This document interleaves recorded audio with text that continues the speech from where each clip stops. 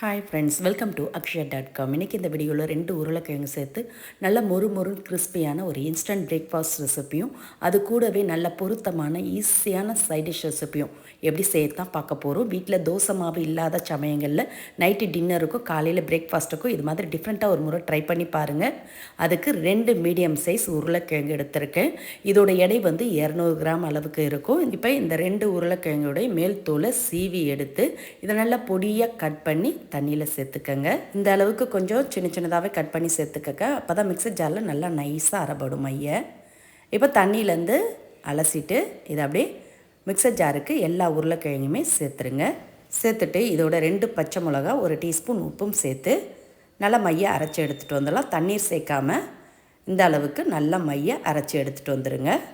இப்போ இதோட அரை கப் அளவுக்கு ரவை, வறுத்த ரவை, வறுக்காத ரவை எதுவாக இருந்தாலும் சேர்த்துக்கங்க. அரை கப் அளவுன்றது 100 கிராம் அளவுக்கு ரவை சேர்த்துருக்கேன்.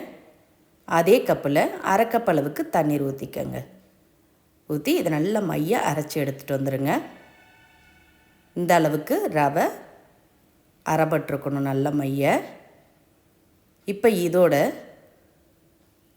ரவை எடுத்தோம்ல அதே கப்பில் 1 கப் அளவுக்கு பச்சரிசி மாவு, வறுத்த பச்சரிசி மாவு இல்லை கடையில் வாங்கின பேக்கெட் மாவு எதுவாக இருந்தாலும் 1 கப் அளவுக்கு சேர்த்துக்கங்க. கூடவே அதே கப்பில் 1 கப் அளவுக்கு தண்ணீர் ஊற்றிக்கங்க. ஊற்றிட்டு திரும்பவும் ஒரு ஓட்டி எடுத்துகிட்டு வந்துடுங்க. கட்டிகள் இல்லாமல் மாவு ஈஸியாக கலந்தாச்சு. இப்போ கலந்தெடுத்த மாவை மிக்சிங் பவுலில் மாற்றிக்கங்க. கூடவே மிக்சர் ஜாரில் 1 கப் அளவுக்கு தண்ணீர் விட்டு நல்லா அலசி ஊற்றிக்கங்க. மொத்தமாக 2.5 கப் அளவுக்கு தண்ணீர் சேர்த்துருக்கேன். அரை கப் ரவை, 1 கப் அரிசி மாவுக்கு 2.5 கப் அளவுக்கு தண்ணீர் கலந்துக்கங்க. கரெக்டாக இருக்கும். ரொம்ப திக்காகவும் இருக்கக்கூடாது, ரொம்ப தண்ணியாகவும் இருக்கக்கூடாது. இந்த பாத்துக்கு தான் இருக்கணும். இப்போ இதோட ஒரு மீடியம் சைஸ் வெங்காயத்தை பொடியாக கட் பண்ணி சேர்த்துக்கங்க. கூடவே ஒரு சின்னதாக ஒரு கேரட்டையும் துருவி சேர்த்துக்கங்க. கூடவே ஃப்ரெஷ்ஷான மல்லி இலைகள் பொடியாக கட் பண்ணி சேர்த்துட்டு 1/4 டீஸ்பூன் மஞ்சத்தூள், 1 டீஸ்பூன் ஜீரகம், கூடவே 1 டீஸ்பூன் சில்லி ஃப்ளக்ஸ் சேர்த்துக்கங்க. சேர்க்க விருப்பம் இருந்ததுன்னா சேர்த்துக்கங்க, இல்லாட்டி பரவாயில்ல. இப்போ சேர்த்து மாவை நல்லா கலந்துட்டு இதை அப்படியே மூடி வச்சுடுங்க. ஒரு 5 நிமிஷம் ஊறட்டும். இப்போ இதுக்கு பொருத்தமான ஒரு ஈஸியான சைடிஷ் ரெடி பண்ணிக்கலாம். அதுக்கு ஒரு ஃப்ரை பண்ண சூடு பண்ணியிருக்கேன். அதில் 1 டீஸ்பூன் அளவுக்கு எண்ணெய் ஊற்றி சூடானதும் 4 வரமிளகாய் சேர்த்துக்கங்க.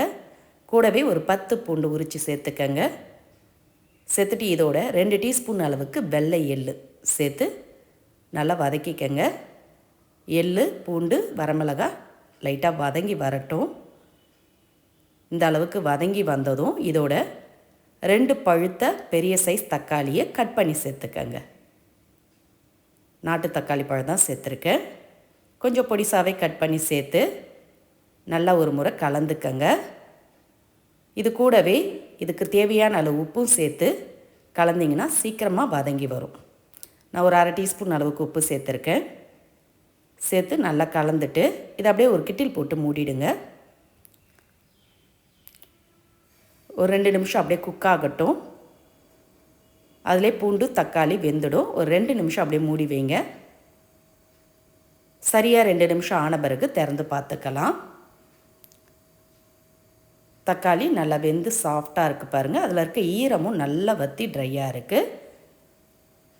இப்போ அடுப்பை ஆஃப் பண்ணிவிட்டு அப்படியே ஆற விட்டுடுங்க. ஆறின பிறகு மிக்ஸர் ஜாருக்கு மாற்றிக்கங்க. மாற்றிட்டு தண்ணீர்லாம் எதுவும் சேர்க்க வேண்டியதில்லை. இதை அப்படியே மையை அரைச்சி எடுத்துகிட்டு வந்துடுங்க.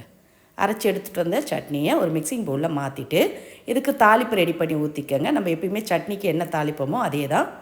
கடுகு, உளுத்தம் பருப்பு, ஒரு வரமிளகாய், கொஞ்சம் ஃப்ரெஷ்ஷான கருவேப்பிலை சேர்த்து நல்லா பொரிஞ்சதும் தாளிப்பை சேர்த்து கலந்து எடுத்துக்கங்க. ஈஸியான சுவையான சட்னி ரெடி ஆகிடுது. இப்போ மூடி வச்ச மாவை திறந்து பார்த்துக்கலாம். ஒரு 5 நிமிஷம் மூடி வச்சதில் ரவை ஊறி இருக்குது. இப்போ மாவை கலந்துட்டு தவாவில் சுட்டு எடுத்துக்கலாம். அதுக்கு தவாவை சூடு பண்ணியிருக்க. தவா இது மாதிரி நல்லா சூடாக இருக்கணும். கொஞ்சம் தண்ணீர் தெளிச்சிட்டு துணியால் தொடச்சிட்டு அதுக்கப்புறம் மாவை இது மாதிரி நல்லா வட்டமாக பரவலாக ஊற்றிக்கங்க. இதில் நம்ம உருளைக்கிழங்கு அரைச்சி சேர்த்ததுனால தீத்த வராது.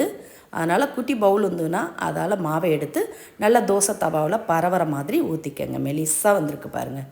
கொஞ்சமாக மேலே எண்ணெய் விட்டு ஒரு சைடு வெந்து செவந்ததும் எடுத்துடுங்க.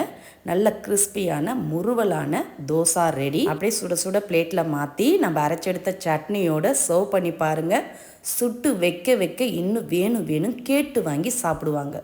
அந்த அளவுக்கு அருமையாக இருக்கும். இந்த இன்ஸ்டன்ட் பிரேக்ஃபாஸ்ட் ரெசிபி உங்களுக்கு பிடிச்சிருந்தா வீடியோக்கு ஒரு லைக் கொடுங்க. மறக்காமல் நம்ம சேனலையும் சப்ஸ்கிரைப் பண்ணிடுங்க. நன்றி, வணக்கம்.